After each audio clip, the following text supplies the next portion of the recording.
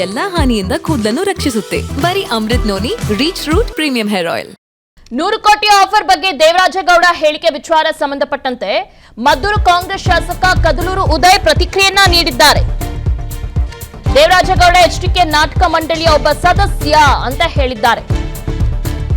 ಮದ್ದೂರು ಕಾಂಗ್ರೆಸ್ ಶಾಸಕ ಕದಲೂರು ಉದಯ್ ಪ್ರತಿಕ್ರಿಯೆಯನ್ನ ನೀಡಿದ್ದಾರೆ. ಇದ್ರ ಬಗ್ಗೆ ದೇವರಾಜೇಗೌಡ ಎಚ್ಡಿಕೆ ನಾಟಕ ಮಂಡಳಿಯ ಒಬ್ಬ ಸದಸ್ಯ 100 ಕೋಟಿ ಆಫರ್ ಕೊಟ್ಟಿದ್ರೆ ಇಷ್ಟು ದಿನ ಏನ್ ಮಾಡ್ತಿದ್ದ?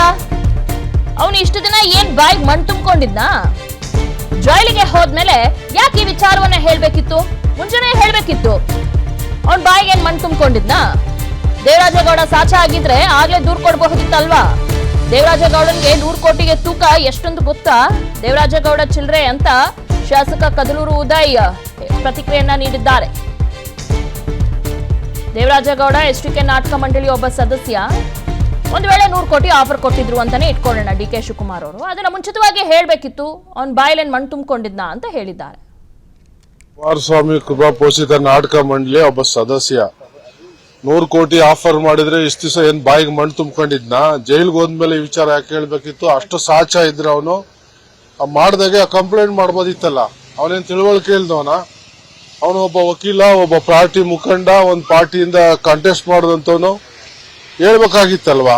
ಜೈಲ್ಗೆ ಹೋದ್ಮೇಲೆ ಅವನ್ ತಪ್ಪು ಮುಚ್ಕೊಳ್ಳೋಕೆ ಬೇರೆಯವ್ರ ಮೇಲೆ ಬಾಯಿಗೆ ಬಂದಿದ್ ಮಾತಾಡಿದ್ರೆ ಹೆಂಗೆ? 100 ಕೋಟಿಗೆ ಏನು 100 ಕೋಟಿ ತೂಕ ಎಷ್ಟು ಅಂತ ಅವ್ರಿಗೆ ಗೊತ್ತಿದ್ಯಾ ಅವನಿಗೆ? ಸುಮ್ನೆ ಬಾಯಿಗೆ ಬಂದಾಗ ಏನೋ ಮಾತಾಡ್ಬಿಟ್ರೆ ಏನ್ ಜನ ನಂಬ್ಕೊಬಿಡ್ತಾರ? ಜನ ಏನ್ ದಡ್ರಲ್ಲ. ಇವೆಲ್ಲ ಪ್ಲಾನ್ ಮಾಡ್ಕೊಂಡು ಇವೆಲ್ಲ ಸುಮ್ನೆ ಅಲಿಗೇಷನ್ ಮಾಡಿ ಅವ್ರ ಮೇಲಿರೋ ಆರೋಪಗಳನ್ನ ಮುಚ್ಕೊಳ್ಳೋಕೆ ಇವೆಲ್ಲ ನಾಟಕ ಆಡ್ತಾ ಇರುವಂತದ್ದು.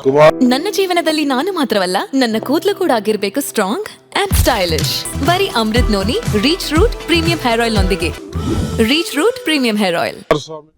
100 ಕೋಟಿ ಆಫರ್ ಬಗ್ಗೆ ದೇವರಾಜೇಗೌಡ ಹೇಳಿಕೆ ವಿಚಾರ ಸಂಬಂಧಪಟ್ಟಂತೆ ಮದ್ದೂರು ಕಾಂಗ್ರೆಸ್ ಶಾಸಕ ಕದಲೂರು ಉದಯ್ ಪ್ರತಿಕ್ರಿಯೆಯನ್ನ ನೀಡಿದ್ದಾರೆ.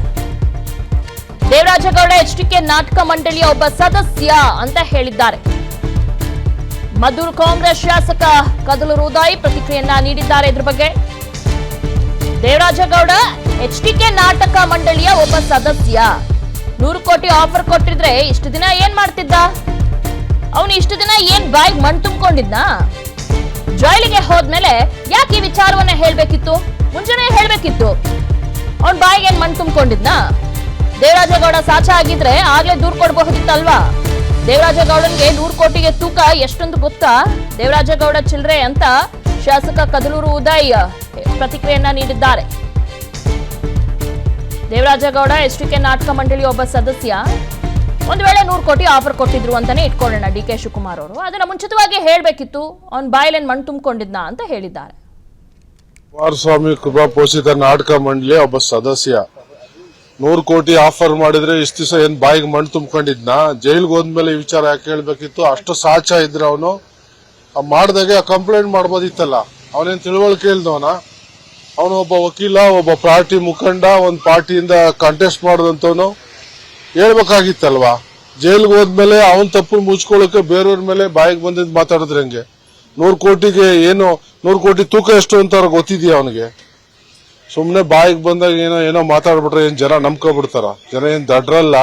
ಇವೆಲ್ಲ ಪ್ಲಾನ್ ಮಾಡ್ಕೊಂಡು ಇವೆಲ್ಲ ಸುಮ್ನೆ ಅಲಿಗೇಷನ್ ಮಾಡಿ ಅವ್ರ ಮೇಲಿರೋ ಆರೋಪಗಳನ್ನ ಮುಚ್ಕೊಳ್ಳೋಕೆ ಇವೆಲ್ಲ ನಾಟಕ ಆಡ್ತಾ ಇರುವಂತದ್ದು. ಕುಮಾರಸ್ವಾಮಿ ಅನುಕ್ಷಣದ ಸುದ್ದಿಗಳಿಗಾಗಿ ವಿಸ್ತಾರ ನ್ಯೂಸ್ ಯೂಟ್ಯೂಬ್ ಚಾನೆಲ್ ಸಬ್ಸ್ಕ್ರೈಬ್ ಮಾಡಿ.